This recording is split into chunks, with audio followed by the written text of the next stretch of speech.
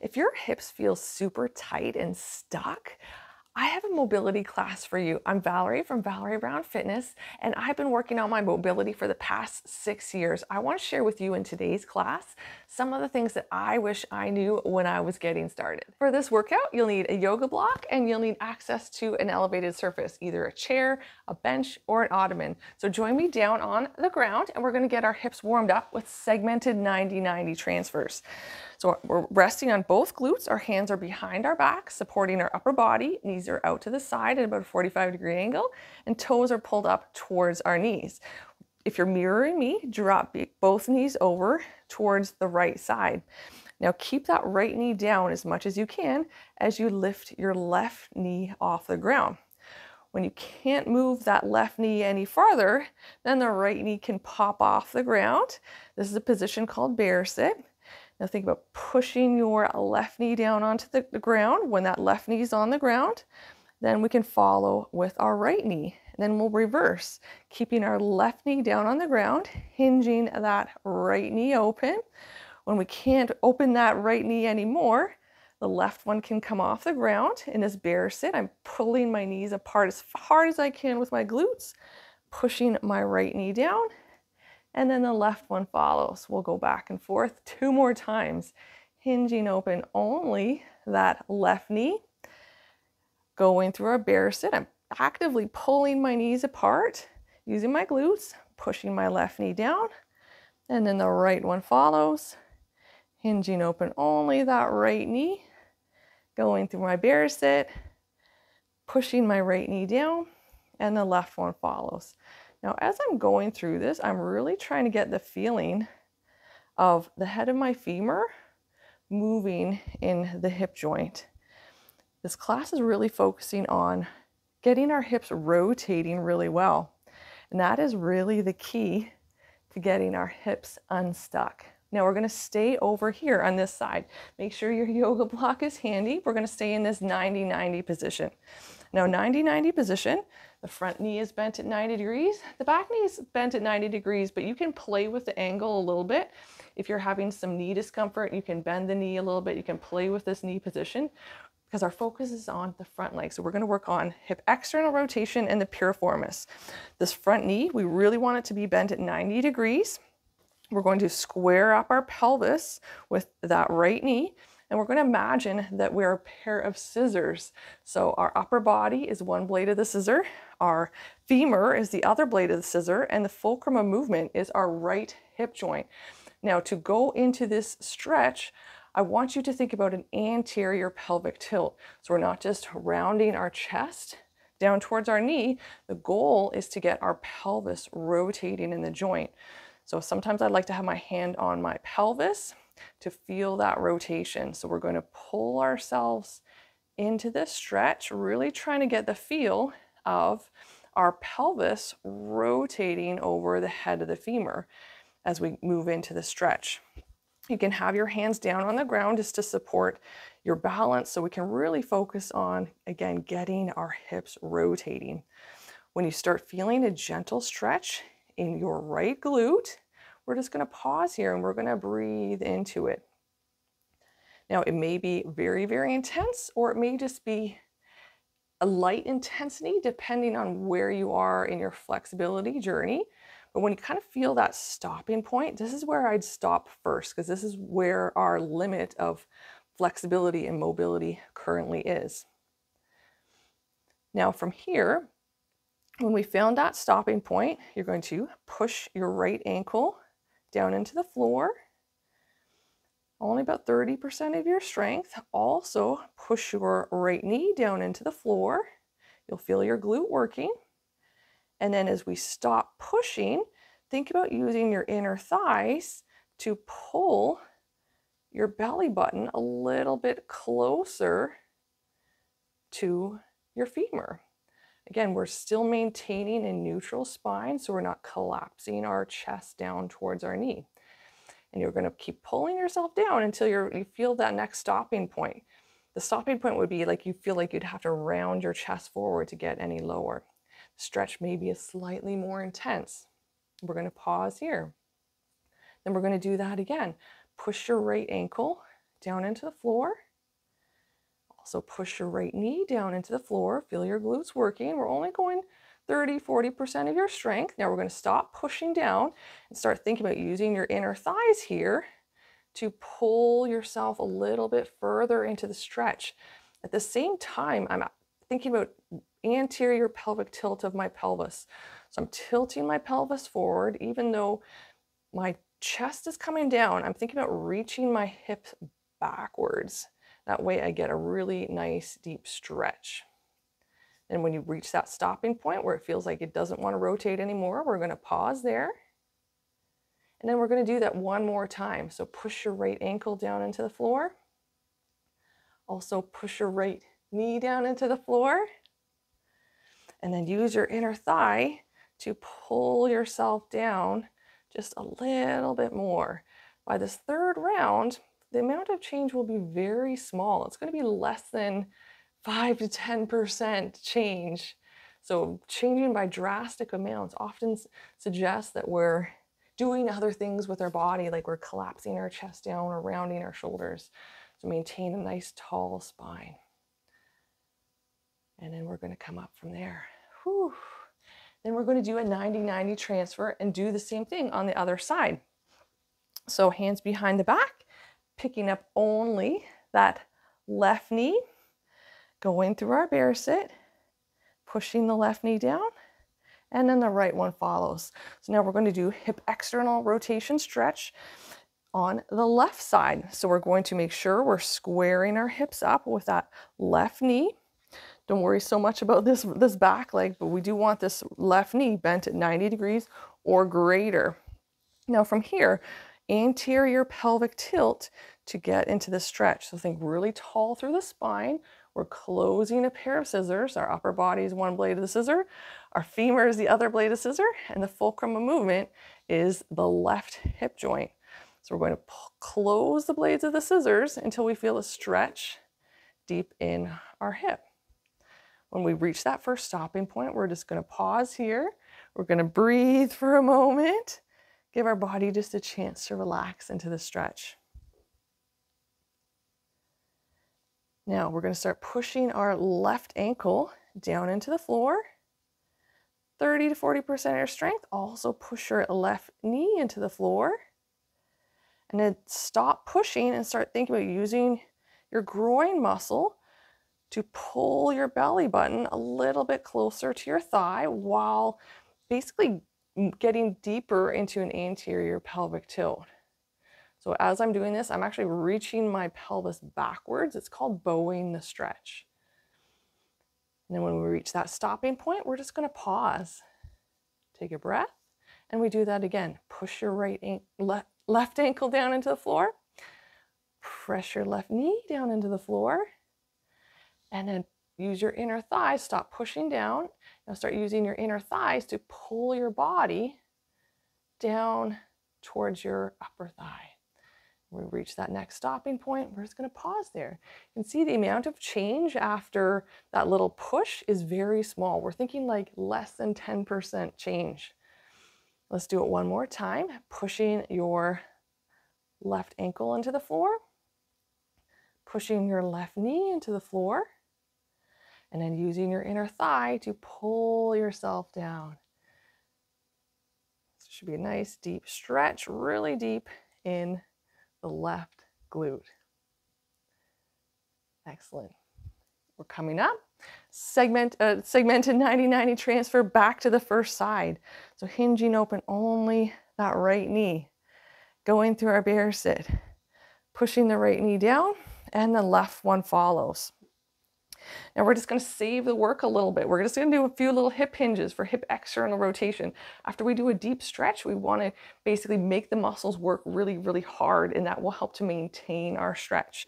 So hands can be behind our back, and we're going to hinge your left knee. Keep your right knee down. Squeeze that left glute for 3, 2, 1, and back down. We have 4 more. We're going to hinge your left knee for 3, 2, 1. And you may also notice cool thing with doing this, 3, 2, 1, is we are also stretching our inner thighs. We're strengthening our outer hips and hip external rotation. In the process, we are improving flexibility of our inner thighs. And let's do one more. 3, 2, 1. And then we go to the other side. Our hips love rotational movement. Like I mentioned earlier, our hips are ball and socket joints. That's why I keep going back and forth with these segmented 90-90s. The more you do, the more your hips will thank you. Okay, here we go, other side. 3, 2, 1. So keeping that left knee down, hinging open only the right knee for 3, 2, 1. And we're never going into any areas of pinching or pain when we work on mobility. Pinching or pain means that it's an area that our body isn't meant to be going right now. If you do feel pinching or pain, less intense, or just stop short of where you feel pinching or pain. So say when I was doing this hip hinge, I was feeling pain here, I would just stop here. And we have one more. 3, 2, 1. We go back to that first side. Hip internal rotation, everybody's favorite. Now, hip internal rotation is turning the top of our femur inwards, regardless of what our body position is. So for hip internal rotation, have your yoga block handy. If you're brand new to hip internal rotation, you can take your right arm and reach it outwards. You can post it up outwards to open up this space between your leg and your body. If you've been training hip internal rotation or you have good hip internal rotation, I want you to sit up a little bit taller, okay? We're gonna do 10 repetitions to warm this up. It can get quite spicy, and then we're really gonna challenge it. Choose that position. And again, we're trying to get the feeling of turning the top of our femur inwards. So we're going to make sure we're keeping our body secure. We're not trying to move any other body part, and we're going to lift our ankle off the ground. Feel this outer hip working and down. Now, it doesn't really matter how high it comes off because it's about intention. If you feel out here working, it is fine. Even if it doesn't come off the ground, that is fine. If you feel those muscles working, you're good. This is number 4.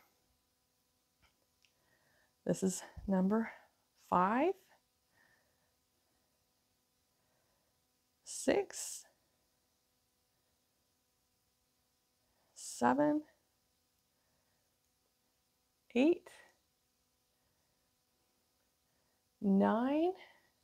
Okay, have your yoga block handy. This last one, 10. See how high it can go? Take your yoga block, place it right under there. Now, we should only be able to raise it off that block 1 millimeter. Okay, 5 repetitions, 5 seconds each. This is end range hip internal rotation training. We want some shaking here, okay? Getting ready, brace your core. So pull your rib cage down, really push your hands either into the floor. I like to have my one hand on my knee. And here we go, trying to lift it off, get some shaking for 5, 4, 3, 2, 1, and down. And up again for 5, 4, 3, 2, 1. Make it spicy. Muscles talking to you. 5, 4, 3, 2, 1. We have 2 more. Cramping is okay. Pain is not. If you have pain, decrease the intensity for 5, 4, 3, 2, 1. This is our last one. Here we go. Let's do 10, 9, 8, 7, 6, 5, 4, 3, 2, and 1. Whew. Okay, we're going to do a 90-90 transfer through straddle. Make sure your yoga block is handy. So you can reach your body forward a little bit, fully straighten your left leg, pull your toes up towards your knees, pull your kneecap up towards your hip, and then we're going to think about turning our knee towards the ceiling as we open our hip. So this is an axial rotation. We're going to sit down on that left glute, and then we're going to straighten our right leg. Now we're going to pull our right leg through hip internal rotation, our left leg through hip external rotation, and we're on this other side. Okay, let's work on hip internal rotation with this right leg. Make sure your yoga block's handy. 10 repetitions to warm up the joint. Remember, if you're brand new, reach your arm out a little bit. If you want more of a challenge, bring your body a little bit more upright. Here we go. 10 repetitions to warm it up. Hip internal rotation gets spicy. We have 9, 8, 7, 6, 5, 4, 3, 2, and last one. Hold it up there. Slide that yoga block. Try not to change the position of your body. This is called end range training. This is truly how we expand our range of motion. 5 repetitions, 5 seconds each, and we're up. 5, 4, 3, 2, 1. Up again. Notice it's only coming up a couple millimeters. This is where we want it. We really want to challenge ourselves so that it only comes up a couple millimeters. That way we are working really hard. And this is where, like I mentioned, we gain strength and we ultimately improve our mobility and range of motion. This is number 4. 5, 4, 3, 2, 1. Last one. 5, 4, 3, 2, and 1. Whew. We need to do a 90-90 transfer through straddle, and then we stand up. So you're going to straighten your right leg, pull your toes up towards your knees, pull your knees up towards your hip, going through a straddle, straighten your left leg, pull that left leg through hip internal rotation, and the right leg through hip external rotation. Now we'll come to standing. This is called a standing hip opener. This is where you'll need your chair, bench, or ottoman. So you're going to stand parallel to your bench. Place one foot on that bench. Keep your hips in line with the leg that's on the ground. Now we are rotating our pelvis over our femur, which is not moving. So with hands on your pelvis, this knee can stay soft, and we're going to think about turning our pelvis down towards the ground and rotating our pelvis. We'll feel it mostly over this elevated leg. When you feel that stopping point, it's going to be either around the joint or your inner thighs. We're going to pause there, and then we're going to stand up. Almost like we're bowing, but the movement, it isn't just coming from dropping my chest. It's coming by rotation of my femur. Just like I mentioned earlier with our 90-90 stretches for hip external rotation, where we want to imagine we are a pair of scissors. So our upper body is still one blade of the scissors. Our lower body is the other blade of the scissors, and the fulcrum of movement is the hip joint. We have 5 more. This is one of my favorite movements to get hips unstuck if they're feeling a little bit sticky. We have 3 more after this. 3,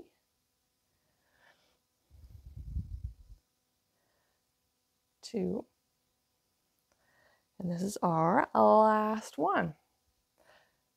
I'm going to show you from a side view for the other side. So I'm going to stand parallel to my bench. I'm going to step 1 foot on that bench, my knees out to the side, 30 to 45 degrees. I'm keeping my hips in line with the foot that's on the ground, and then we're going to do 10 repetitions of rotating our pelvis over the femur of the elevated leg. So I'm keeping my back flat. I'm respecting that stopping point. It's going to be around the joint, maybe the inner thighs, just depending on where your restrictions are in your movement. As I'm going back, you'll notice my hips travel backwards a little bit. So that will help keep me balanced. If we just bend at our hip and our belly buttons in front of our knees. We'll feel off balance like we're gonna fall over. So my hips are traveling backwards. About 5 more. The more you do, the more they'll often feel better. Again, always just respecting our range and not going into any areas of pinching or pain. We have 2 more. And this is our last one. Next up, as we really start to put together all of this rotational movement we've just worked on, feet are going to be wider than shoulder distance. We're going to go side to side lunges. Now, if you have something to hold on to, if you want to grab onto like a back of a chair or a foundation in your home, you can go ahead and do that. Just make sure it's something that's very secure. So we're going to keep both heels on the ground and our hips are going down and back. So it's a lunge. It's a very hingy lunge. So make sure we're not tucking our tailbone under as we lunge from one side to the other. You're only going as far as you can until you feel a gentle opening. It's going to be inner thighs for this one, but this helps to solidify that hip internal and external work we just did on the ground. I like to do some standing work before we finish up so you don't feel like a weeble wobble. We'll do one more, then we're going to literally add a twist to this to get one last little rotational piece to our hips. Okay, so we're going to lunge to one side. Place your hands on the floor. Turn both toes. So their toes are now pointed straight ahead. So we're in a low lunge. And we're going to continue rotating. So you're going to drop to the outside of your back foot, keep that leg straight, and continue turning your toes backwards. So always keeping your toes in line with your knees. You might feel a big stretch in your outer hip. You may feel a big stretch down the side of your body. Now we're going to turn back forward, this into a low lunge. Again, keeping your knees in line with, keeping your toes in line with your knees. Now we're going to continue turning our feet. We're going back to our side lunge. And then we're up. Let's do it on the other side. So we're going to go to our side lunge, hands on the ground, in a low lunge, keeping toes in line with the knees. Next, we're going to go to a flying lizard. Keep both toes in line with your knees. So both of my toes are pointed away from you right now. Dropping your hip as much as you can to open up the whole side of your body, down the side of your hip. You might feel it in this outer hip as well. We're going to go rotate back to our low lunge. Continue turning your feet so you're back in your side lunge and then up. We'll do one more. Shuffle over just a little bit. We're going into our side lunge, hands on the ground, low lunge. Feel a nice opening of the hip flexor. Continue pivoting your feet. So we're in our flying lizard. Back to our low lunge. Side lunge. And up. A little skip over. And going to our side lunge. We're going to our low lunge. Lizard. Low lunge. Side lunge. And we're done. Thank you so much for joining me in today's very first hip mobility class focusing on hip rotation. Drop a comment below. I'd love to hear your thoughts, any feedback, and thank you so much for joining me. I will see you next time.